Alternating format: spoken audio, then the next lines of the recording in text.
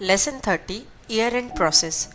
इस चैप्टर में हम ईयर एंड प्रोसेस यानी कि वे सारे इश्यूज जो अराइज होते हैं at the time of ending financial year और carrying forward entries to a new financial year वह डिस्कस करेंगे।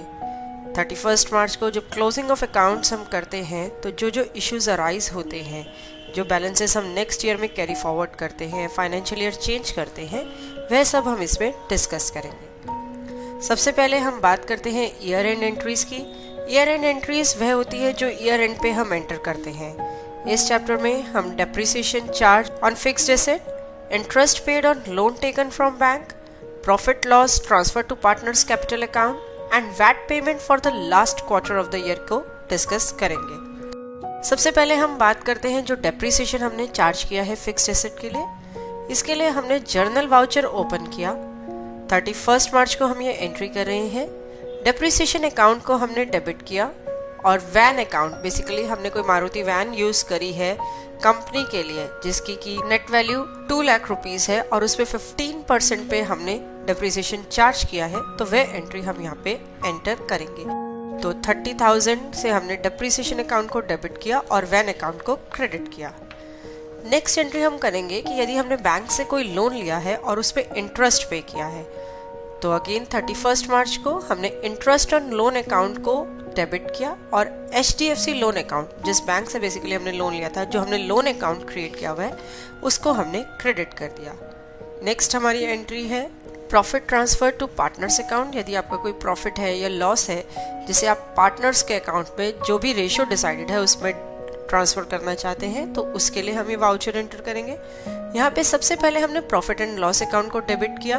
जैसे हमने यहाँ 5 लाख का प्रॉफिट शो किया और इसको अकॉर्डिंगली कैपिटल अकाउंट, जो हमारे 2 पार्टनर्स है पीयूष और रुपेश, उनके लिए हमने 2 अकाउंट्स बना रखे थे, capital account for Piyush, capital account for Rupesh. तो जो भी रेशियो डिसाइडेड थी उसमें प्रॉफिट को हमने ट्रांसफर कर दिया।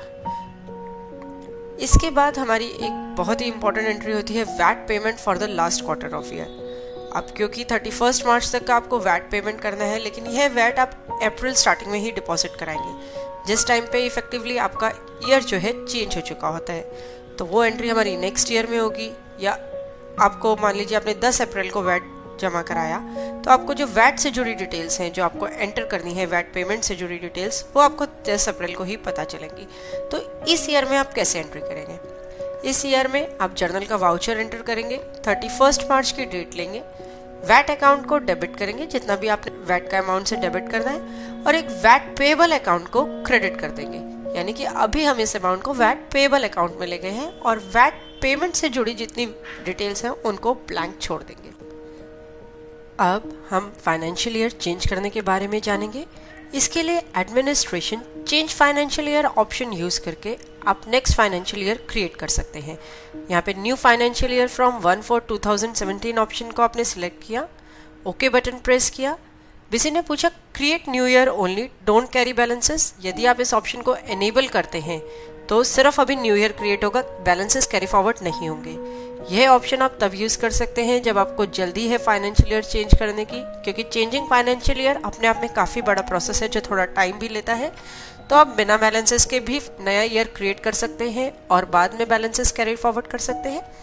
यहाँ पे हमने with balances he new financial year create किया है। अब हम ट्रांजैक्शंस में जर्नल वाउचर में जाके जो हमारी वैट की एंट्री पेंडिंग थी उसे एंटर करेंगे। यहाँ पे हमने वैट पेएबल अकाउंट को डेबिट किया और बैंक अकाउंट को क्रेडिट कर दिया। तो basically VAT to VAT payable and VAT payable to bank की एंट्री हमने कर दी।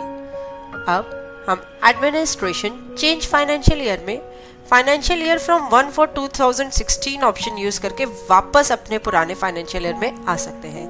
आप नेक्स्ट ईयर में भी स्विच कर सकते हैं और प्रीवियस ईयर में भी। हमने प्रीवियस ईयर में यहाँ पे स्विच किया।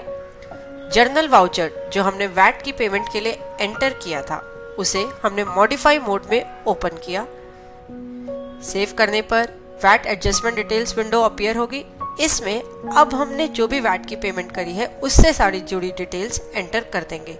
चालान number, cheque number, bank name, bank का कोड, ये सारी डिटेल्स हम यहाँ पे एंटर करेंगे। ओके बटन प्रेस करेंगे और सेव बटन प्रेस करेंगे इस वाउचर को सेव करने के लिए। इस वाउचर को एंटर करते ही हमारी वैट पेबल जो लास्ट क्वार्टर का होता है उसकी एंट्री कंप्लीट हो जाएगी। होप इस प्रेजेंटेशन के थ्रू आप इजीली बिजी में ईयर एंड प्रोसेस यूज कर पाएंगे, फाइनेंशियल ईयर चेंज कर पाएंगे। चैप्टर के एंड पे हमने कुछ एक्सरसाइज प्रोवाइड करी है जिसे आप अटेम्प्ट कर सकते हैं और देख सकते हैं कौन कौन से कंसेप्ट्स आपको एकदम क्लियर है या कुछ कंसेप्ट्स के लिए आपको चैप्टर दोबारा देखना पड़ेगा। देखने के लिए धन्यवाद और वीडियोस के लिए हमारे YouTube चैनल पर सब्सक्राइब करें। धन्यवाद।